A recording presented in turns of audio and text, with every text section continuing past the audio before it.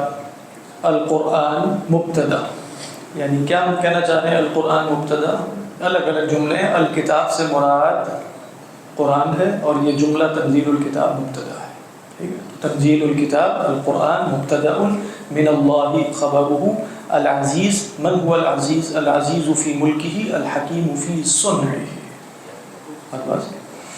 انا انزلنا الیک یا محمد صلی اللہ علیہ وسلم الکتاب بالحق متعلق بانزل.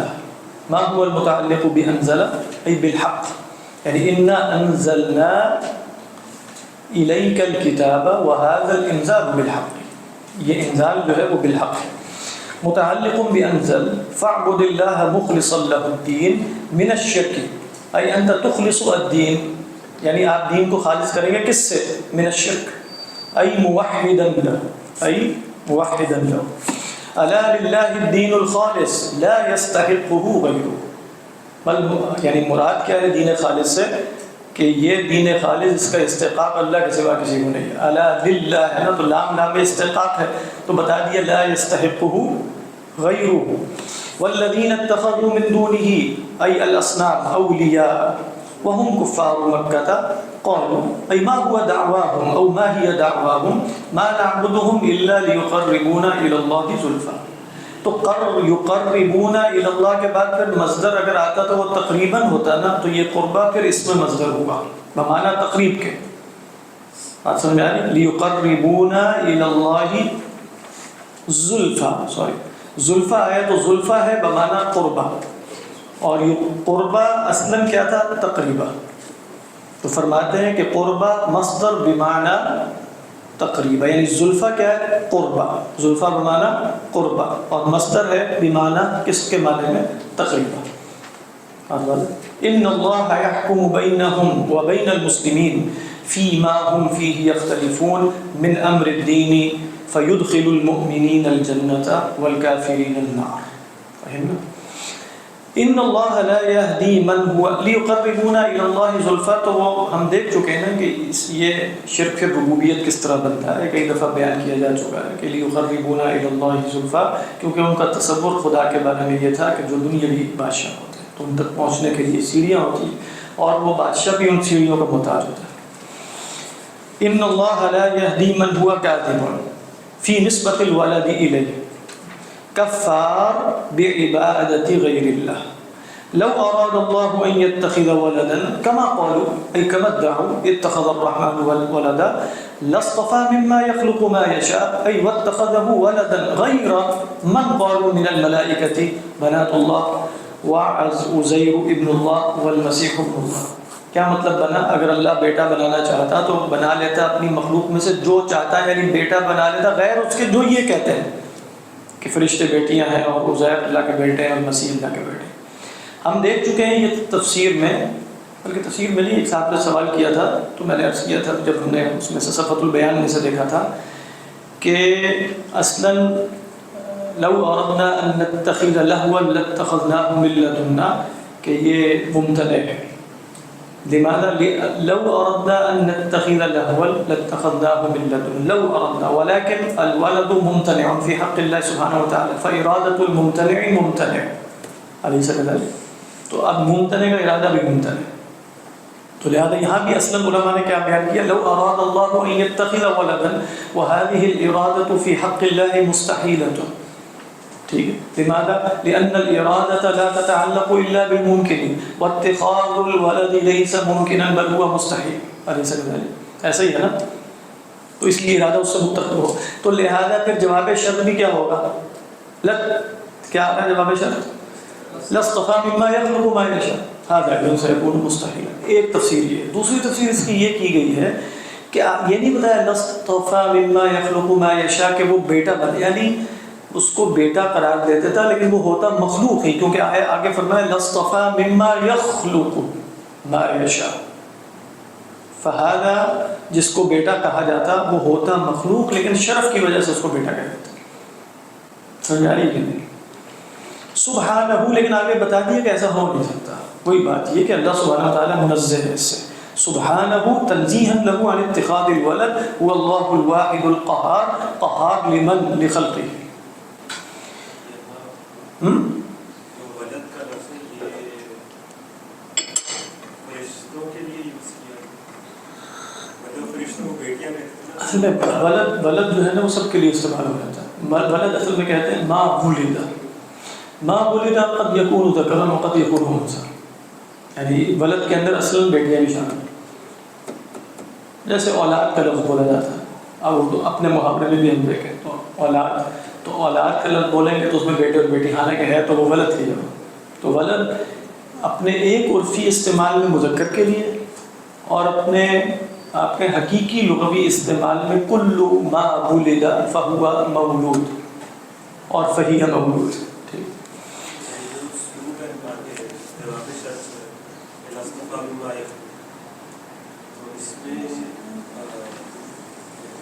جواب شرط بھی مستحیل ہے، یعنی اگر شرط مستحیل ہو تو جواب شرط بھی مستحیل ہو جاتی ہے. تو اگر لو اراد اللہ ان یتخذ ولدا مستحیل ہو تو وہ بھی مستحیل ہے. ہاں، یعنی اصل میں کہا یہ جا رہا ہے کہ لصطفیٰ مما یخلق ما یشاء، تو بنا لیتا اپنی مخلوقات میں سے کسی کو بیٹا. اب اپنی مخلوقات میں سے کسی کو بیٹا بنانے کا ایک مطلب یہ ہوتا ہے کہ وہ حقیقی بیٹا بنا دیا جاتا، وہ تو ممکن ہی نہیں ہے، تو پھر یہ جواب شرط مستحیل ہو جائے گا.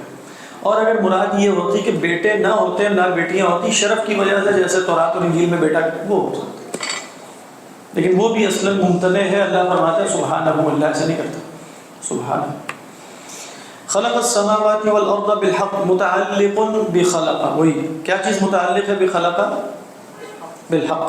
یکور یدخل، ویسے یکور کا مطلب ہوتا ہے کبر یکور لف الامامۃ علی رأسہ. یکور اللیل علی النہار فیزید، سمجھ آ گئی؟ یعنی یکور اللیل یزید اللیل فی النہار. اصل میں کیا ہے؟ یعنی یدخل اللیل علی النہار ای فی النہار فیزید ماذا؟ فیزید اللیل. ٹھیک ہے. وَيُكَوِّرُ النَّهَارِ يُدْخِلُهُ عَلَى اللَّيْلِ فَيَزِيدُ مَاذَا؟ فَيَزِيدُ النَّهَارِ. سمجھ میں آ رہی ہے کہ نہیں؟ وَسَخَّرَ الشَّمْسَ وَالْقَمَرَ كُلٌّ يَجْرِي فِي فَلَكِهِ لِأَجَلٍ مُّسَمًّى لِيَوْمِ الْقِيَامَةِ أَلَا هُوَ الْعَزِيزُ الْغَالِبُ عَلَى أَمْرِهِ الْمُنْتَقِمُ مِنْ أَعْدَائِهِ الْغَفَّارُ لِأَوْلِيَائِهِ. خلقكم من نفس واحدة أي آدم ثم جعل منها زوجها أي حواء وأنزل لكم من الأنعام الإبل والبقر والغنم الضأن والمعز، وهي ثمانية أزواج من كل زوجان ذكر وأنثى كما بين في سورة الأنعام. بات واضح ہے. يخلقكم في بطون أمهاتكم خلقا من بعد خلق أي نطفا ثم علقا ثم مضغة. خلقا من بعد خلق سے مراد مرحلة بعد مرحلة طورا بعد طور ينقلكم من النطفة إلى العلقة ثم من العلقة إلى المضغة ثم من المضغة المخلقة من غير المخلقة إلى المخلقة ثم يخرجكم طفلا. فرمایا کہ فی ظلمات ثلاث، یہ تین اندھیرے کون سے ہیں؟ ہی ظلمت البطن و ظلمت الرحم و ظلمت المشیمہ. ٹھیک ہے. مشیمہ کے بارے میں کہا کہ جو بچے کے اوپر غلاف ہوتا ہے، ظلمت رحم آپ جان ہی رہے ہیں جو رحم مادر کے اندر، اور ظلمت بطن اس کے اوپر. تو فی ظلمات ثلاث ہوا یخلقکم طورا بعد طور حالة بعد حالة مرحلة بعد مرحلة. ذلكم الله ربكم له الملك لا إله إلا هو فأنا تصرفون، أي فأنا تصرفون عن عبادته إلى عبادة غيره. إن تكفروا فإن الله غني عنكم لا يحتاج إلى عبادتكم ولا يرضى لعباده الكفر وإن أراده من بعضهم. ٹھیک ہے. تو ہم نے دیکھا تھا عقیدے میں کہ هناك فرق بين الإرادة والرضا، فلا يحدث في الكون إلا ما أراده الله، ولكن ليس كل ما يحدث في الكون هو مرضي لله سبحانه وتعالى. تو لہذا کیا فرمایا؟ وَإِنْ أَرَادَهُ مِنْ بَعْضِهِمْ، یعنی أراد الكفر من بعضهم ولكنه لا يرضى لعباده الكفر.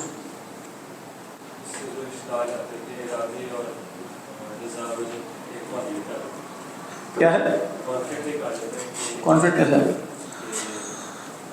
ہر وہ چیز جو پائی جاتی ہے وہ صرف اللہ کے ارادے سے ہے، لیکن ہر جو چیز پائی جاتی ہے اس پہ اللہ راضی نہیں ہے. اگر آپ کنفلکٹ اس صورت میں آتا ہے اگر آپ رضا کا وہ معنی لیں جو ہمارے یہاں ہے. ہمارے یہاں رضا کس کو کہتے ہیں؟ ہمارے یہاں رضا کہتے ہیں چیز مجھے پسند ہے اور یہ چیز مجھے پسند نہیں ہے اور میرا بس چلے تو یہ نہ ہو. یہ ہمارے یہاں رضا ہے نا. اللہ سبحانہ و تعالیٰ کے ہاں یہ جو صفت ہے، یہ جو رضا ہے، یہ کسی صفت کی طرف لوٹے گی. یعنی رضا سے مراد کوئی انفعالی کیفیت تو ہو ہی نہیں سکتی. تو رضا سے مراد کیا ہے؟ ارادۃ الثواب. یعنی ان اللہ یرید الکفر ولکن لا یثیب علیہ وان اللہ یرید الایمان ویثیب علیہ. وہ امام ابو الحسن الاشعری علیہ الرحمہ سے پوچھا گیا نا کہ ان پہ یہی اعتراض ہوا کہ بھائی ان اللہ اراد الکفر فمعناه انه يحب، یعنی یحب الکفر. تو انہوں نے کہا ہاں ان اللہ یحب الکافر. اس طرح جواب دیا انہوں نے معذبا. اللہ پسند کرتا ہے کافر کو اس حالت میں کہ اسے عذاب دیا جائے. تو یہ پورا پیکج اصل میں اللہ کا کی مراد ہے کہ کافر اپنے ارادے سے کفر کرے گا. اللہ کا ارادہ کیا ہے؟ اللہ کا ارادہ یہ ہے کہ کافر اپنے ارادے سے کفر کرے گا اور اس پر اسے سزا دی جائے گی. یہ اللہ کی مراد ہے. اور اگر اس کو اللہ کی مرضی بھی کہہ دیا جائے وہ کہتے ہیں چل ٹھیک ہے، لیکن اس پورے اس کے ساتھ ان اللہ یحب الکافر معذبا وان اللہ یحب المؤمن مثابا، تب ٹھیک. اللہ یہ رضا اور امر ایک ہی بات ہے، ایک ہی معنی ہے. امر اصلاً جو ہے نا وہ ہے کسی کو مکلف کرنا کہ وہ کام کرے، بس مطلب کسی کو مکلف کرنا. اب اگر وہ کام وہ کر لیتا ہے اور اس پر اللہ اسے جزا دیتے، یہ رضا ہے اللہ کی. الامر فقط التکلیف، یعنی الامر ایش المعنی. اسی لیے ان اللہ یأمر الکافر بالایمان ولا یرید الایمان من الکافر. ٹھیک ہے، تو امر، ارادہ اور رضا یہ تینوں چیزیں الگ الگ ہیں. الامر هو فقط التکلیف والارادہ تخصص الممکنات ببعض وجوهها والرضا بمعنى ارادة الثواب، بمعنى ارادة الثواب. اللہ عنہ. اسی طرح غضب هو ارادة العقاب عند اہل السنة من الاشاعرة والماتریدیہ فانهم يقولون ان هذه الصفات ليست حقیقیہ في حق اللہ. حقیقی سے مراد یہ ہے کہ یہ ان کی حقیقت انفعال ہے اور یہ انفعال اللہ کے حق میں مستحیل ہے. کیونکہ انفعال کس کو کہتے ہیں؟ التأثر بالغیر کو. التأثر بالغیر، دوسرے سے اثر لینا. غضب آپ سب جانتے ہیں، یہی رضا بھی ہے. یہ انفعال تو ہو ہی نہیں سکتا، وہ مؤثر ہے، وہ متاثر نہیں ہے. نہیں، ہر وہ صفات جو انفعالی ہے. انفعالی سے کیا مراد ہے؟ جس انفعالی سے مراد اس کو کیا اردو میں کہتے ہیں؟ انفعالی کہتے ہیں. انگریزی میں کیا کہیں گے؟ ایموشنل تو نہیں کہنا چاہیے اس کو، جو بھی ہے. ہاں پیسو، یعنی جس میں آپ کوئی شے اثر قبول کرتے ہیں. بات ہے آپ پیسے حالت میں. یہ ساری صفات خوشی، رحمت، دل کی نرمی، یہ فلاح، یہ سب خارج سے تأثر لینے کی وجہ سے ہوتا ہے. تو اللہ کے لیے جب ایسی صفات آ جائیں کہ جس میں خارج سے تأثر ہو تو اس کی بدایات مراد نہیں ہوتی، نہایات مراد ہوتی. بدایات کیا ہے؟ تأثر. نہایات کیا ہے؟ میں بھی، مجھے کسی پر رحمت آتی ہے تو میں اس کے ساتھ کرم کا ارادہ کرتا ہوں، بس یہ نہایت ہے. تو فرمایا کہ وَإِن تَشْكُرُوا اللَّهَ وَإِن تَشْكُرُوا أَيْ اللَّهَ فَتُؤْمِنُوا يَرْضَهُ لَكُمْ بسکون الہا و ضمها. دونوں طرح پڑھا گیا. کہہ رہے سکون ہا اور ضم کے ساتھ مع اشباع و دونہ، یعنی جنہوں نے ضم کے ساتھ پڑھا انہوں نے بھی کچھ نے اشباع کے ساتھ پڑھا، یعنی تین قرأت ہیں. یعنی ایک ہے وَإِن تَشْكُرُوا يَرْضَهُ لَكُمْ، ایک ہے وَإِن تَشْكُرُوا يَرْضَهُ لَكُمْ پورا، یعنی پورا آپ نے ضمہ نکالا ہے. اور ایک ہے وَإِن تَشْكُرُوا يَرْضَهُ لَكُمْ، یعنی ہلکا سا ضمے کی طرف اشارہ ہے لیکن من غیر اشباع، من غیر اشباع. پہلی کیا تھی؟ ہاں پہلی تھی یرضا، اس میں سکون ہے. اور جو ایک ہے یرضاہ لکم، یہ پورا ضمہ آپ نے ادا کیا، یعنی واو تک. اور ایک یہ کہ آپ نے ضمے کی طرف اشارہ کرنا ہے. مشکل ہے بولنا اس کو، جن کو وہ قرات آتی ہے وہ صحیح پڑھتے ہوں گے، لیکن اس کی طرف اشارہ کرنا، سکون بھی نہیں ہے، ضمے کو کامل حرکت بھی نہیں دینی.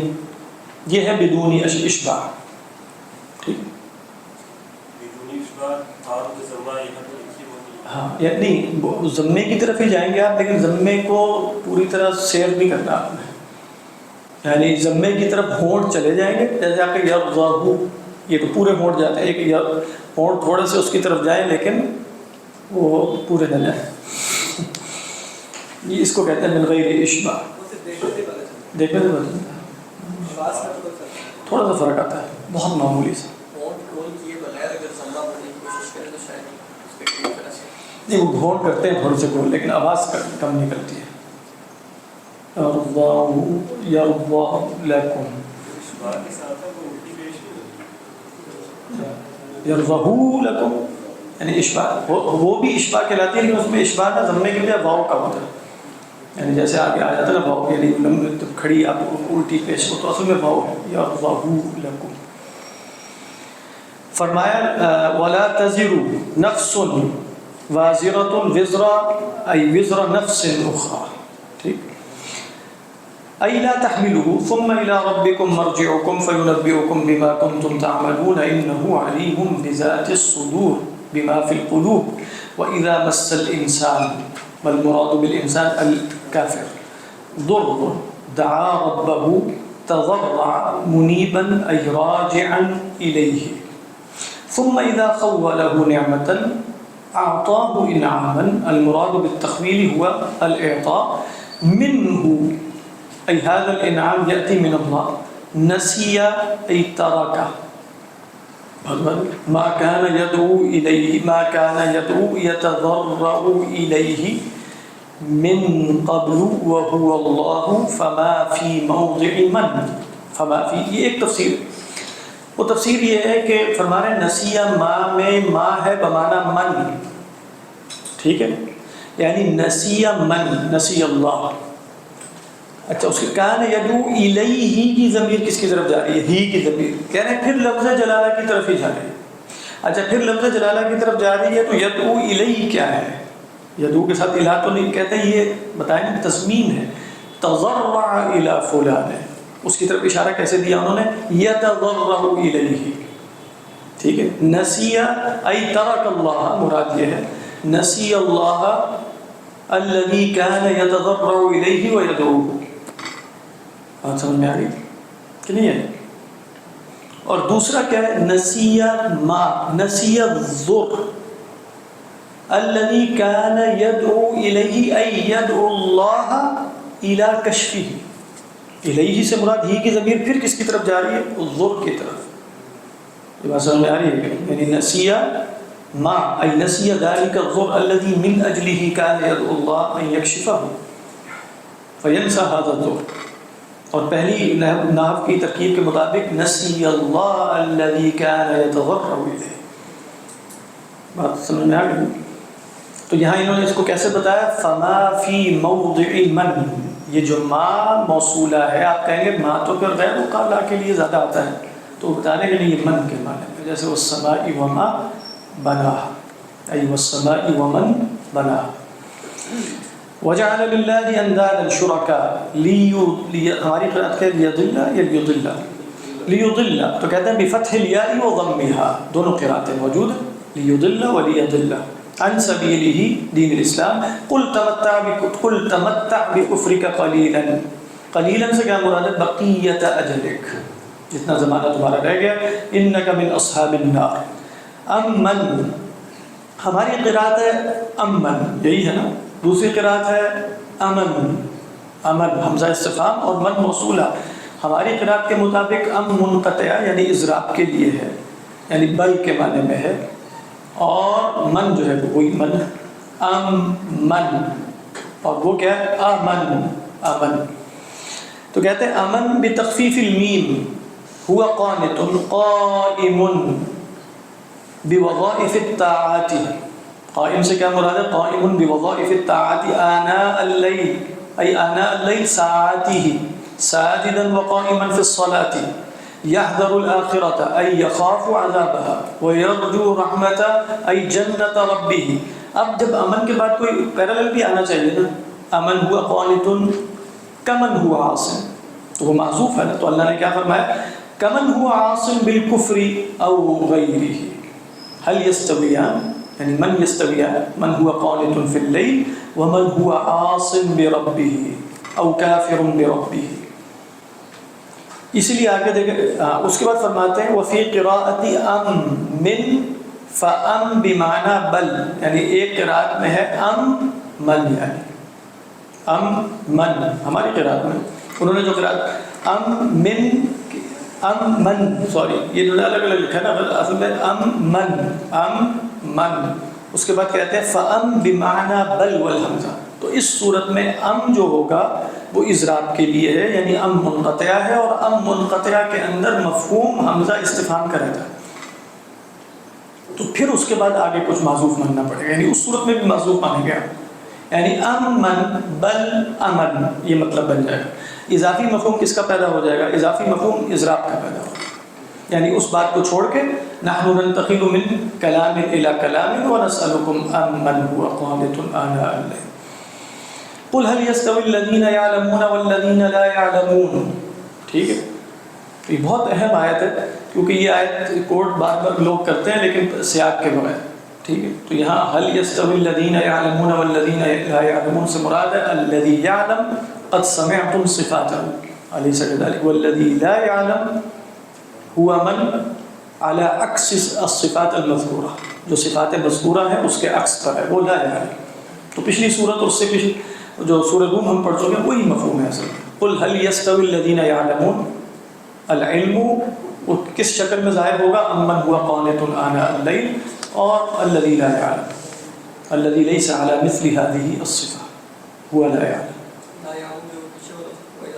ہاں بالکل، یعنی ایک وہ آدمی ہے وَإِذَا مَسَّ الْإِنسَانَ ضُرٌّ دَعَا رَبَّهُ مُنِيبًا ثُمَّ إِذَا خَوَّلَهُ، اور ایک وہ ہے جو یہ ہے. تو هل يستوي الذين يعلمون والذين لا يعلمون.